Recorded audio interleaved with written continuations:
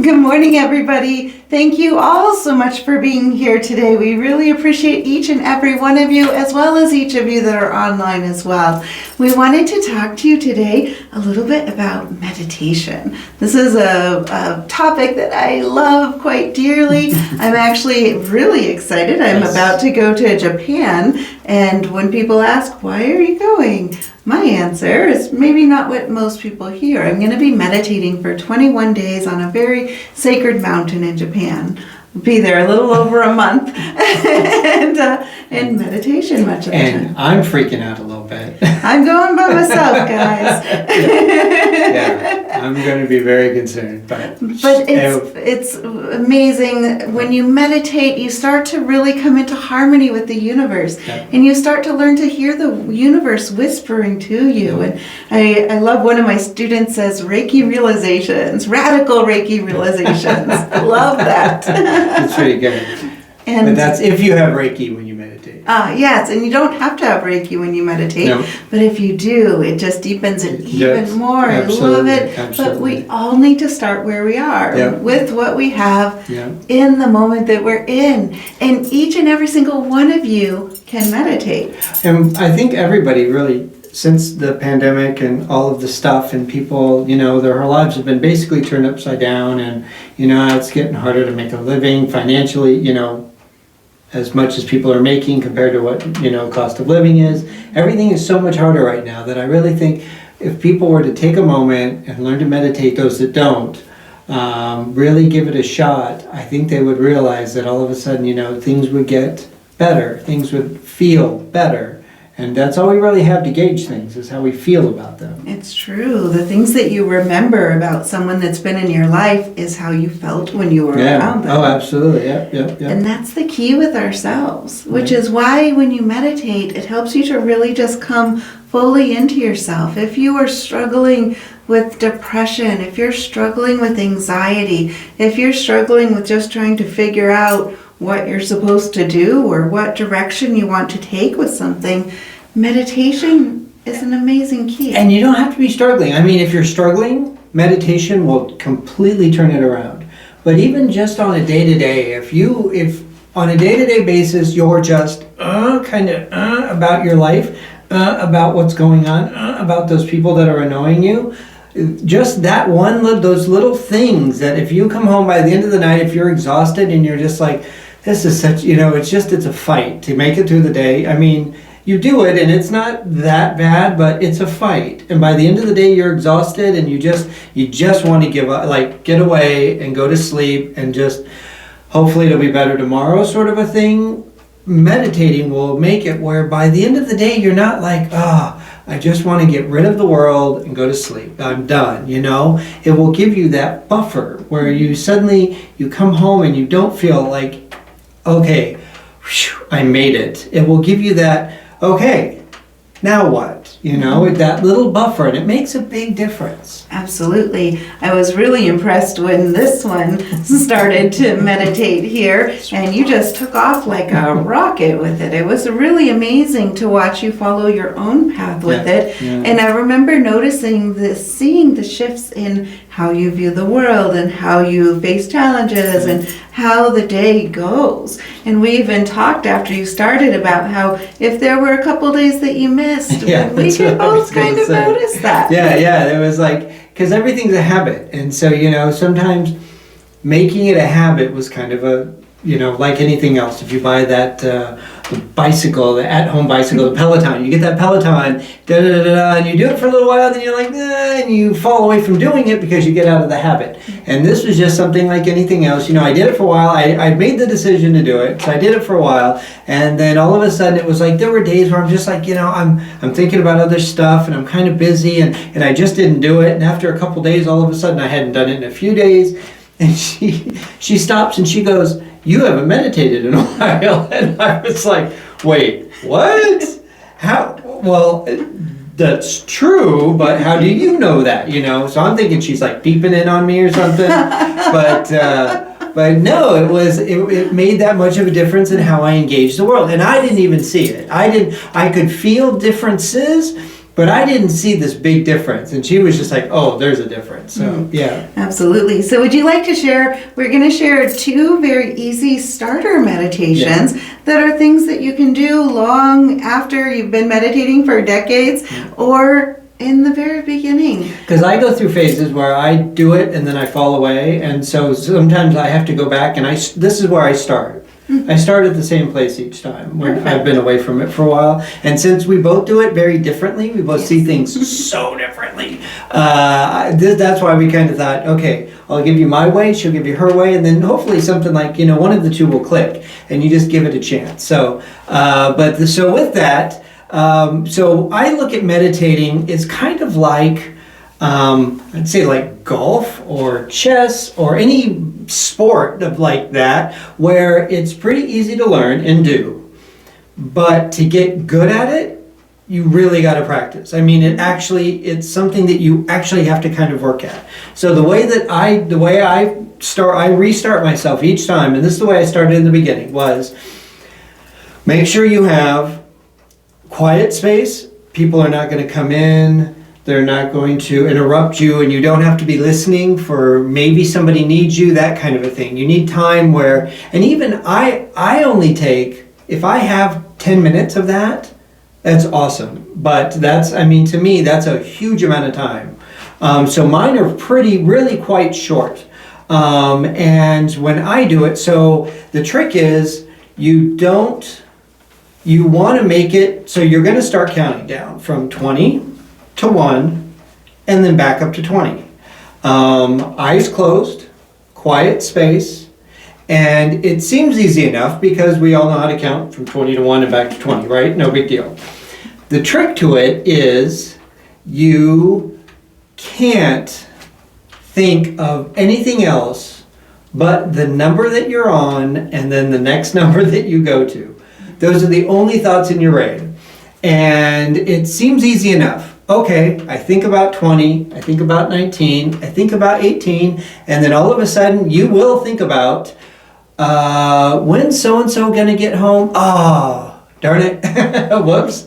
And there's that thought. Or, remember when I was doing that thing? Or, oh, I wonder, what am I gonna have for dinner? What sounds good? What about the thing? There are so many things, and that's how our brain is built. Our brain is built to think about that, these very random things, and that's how we kind of keep our life in order. The brain goes, remember that thing? And you go, no, I didn't till just now, yay. And it helps us. But to control your brain, it's like a muscle, and that randomness is what we're trying to control. We're trying to make it where it's our focus. When we say we're going to focus on one thing, we can actually control our brain to do that. And that control is an amazing feat. So you do 20, 19, 18, I wonder what I was going to have for dinner tonight. Oh, and then you go, and I take a breath. One of the things that may help for you is when you take a breath, you go calm yourself more, and then you start over. 20, 19, 18, 17, and you go down, and you will go, there will be times you'll get 19 and you'll have a thought. You may get down to 10 and then you'll have a thought. Now, if you go 20 to 1 and back to 20, you're not paying attention to your thoughts because it is very difficult. Now, if you can actually tune everything out and go from 20 to 1 and then back to 20, you've made it. So if you can do that, that's like the goal. And so if you make it there, you go, that is my meditation for the day, and you're done. Now, you'll go 20, 18, and then you'll start over, and you'll start over, and you'll start over, and pick an amount of times. I'm going to probably start 5 or 6 times, or I'm going to go until I start to feel myself getting a little flustered, or, pick a pattern. Pick something that works for you. You shouldn't get upset with the thoughts. Your brain is wired to do that. So your brain is actually doing its job when it does that. You're trying to get it to do approach its job in a different way. So don't get upset. The trick is, I'm learning to control my mind. So 20 to 1 and back to 20, and that's it. And if you can do that, you do it once you reach that point, and it will take time. It may take you weeks, it may take you months, it may take you years, literally, to do that. And none of those are wrong, and none of those are right. So you just keep doing it, and that is the first major step of learning to meditate. And it's just that simple. One of the other things that I throw out to think of is, some people it will be easier to just visualize like a black wall and just the thought of the numbers in your head. I need something visual. So I actually see the numbers in my head. I kind of draw 20. I draw 19, that kind of a thing. Doing that motion helps keep my brain focused, where I can keep it from wandering on me. So anyway, so that's my approach, and that is, hopefully, if you give it a shot, once a day to start, if you can do 2 or 3 times a day, and again, it doesn't have to be that long. 4 or 5 minutes, you're done. Do it a couple times a day, and it will change your life.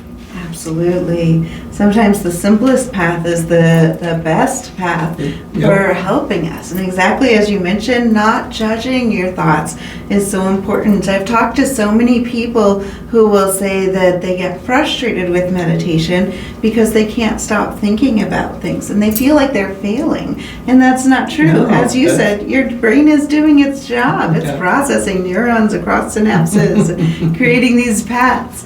But you become consciously the creator, starting to create how your brain thinks when you learn how to do these pauses and how to just focus on the numbers. I kind of like you, when I see the number in my mind, I see a black everything, and then this white number appears. Yes. And I remember my martial arts instructor teaching me the number countdown method originally, and I would see the number 10 and then see the number 9, and we talked about how for some it can take, as you said, years before you actually get down to, I'm going to shift a little for another way to do it, down to 0. I like the way you go 20 to 1 and then back to 20. In a way, that almost feels like an elevator down through your consciousness and then coming back up into consciousness as well. That's step 2. Oh, okay, all right, we'll go into that later.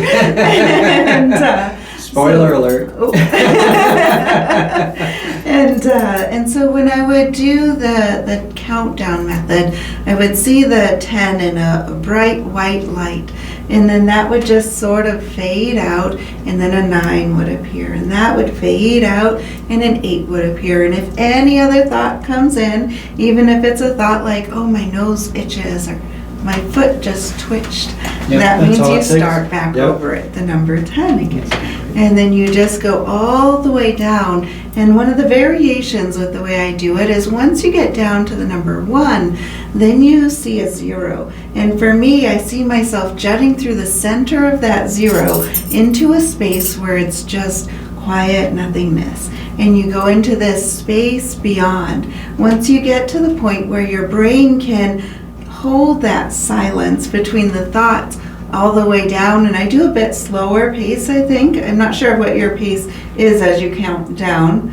Is this your? Mm-hmm. Okay. So, okay. Yeah. Okay. And so when I would do it, I would think 10, 9. Oh, interesting. 8. Sometimes perhaps even a little slower than that, but just to give another variation for people to do whatever works for them, whatever feels right to you. There's no right, wrong, good, bad, and the other. Yeah, I can see, to me, that's where the struggle becomes, that quiet for a minute. Quiet. Don't think.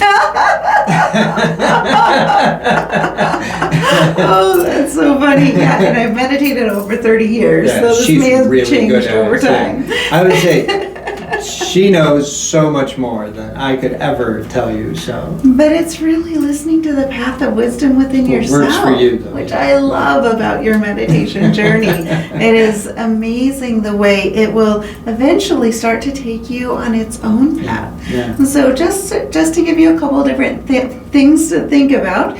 20 to 1 and back to 20, or the 10, 9, going all the way down.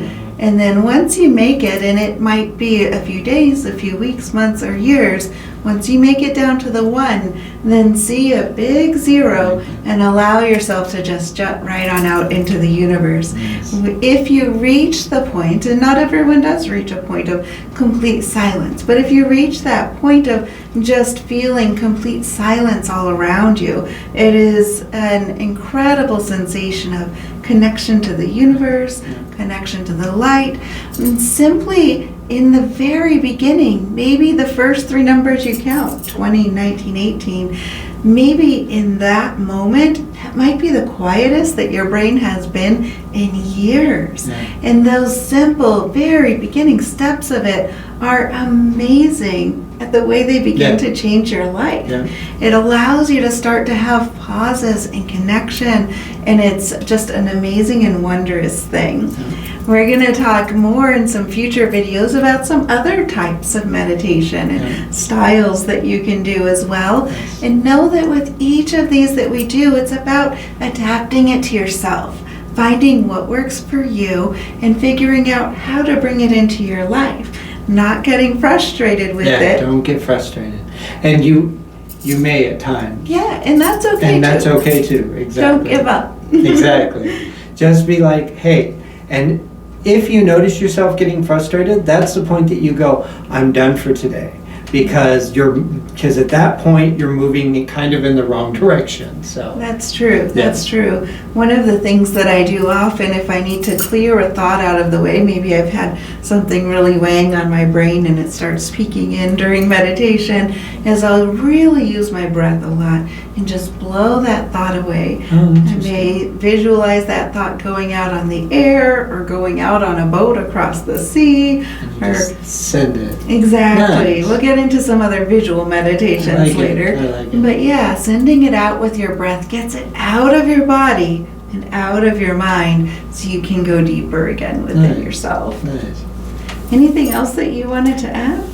No, I think that's it. It's just about doing it. I mean, that really, when it comes down to it, taking some time for yourself, and you're training a muscle that is really a unique process to train that muscle, and this can do so much for you. You really should try it. Yeah, and do it in whatever way works for you. You don't have to sit in a lotus pose, as you see in many pictures, yoga pictures. With the thing and all that. There's a whole lot of stuff with all of that if you decide to do that at some point as well. But the biggest thing is just having a nice straight spine, letting yourself be comfortable in a place where you won't be disturbed. For you, that might be just before your cup of coffee in the morning, or it might be towards the end of the day. It might be when you're in the shower.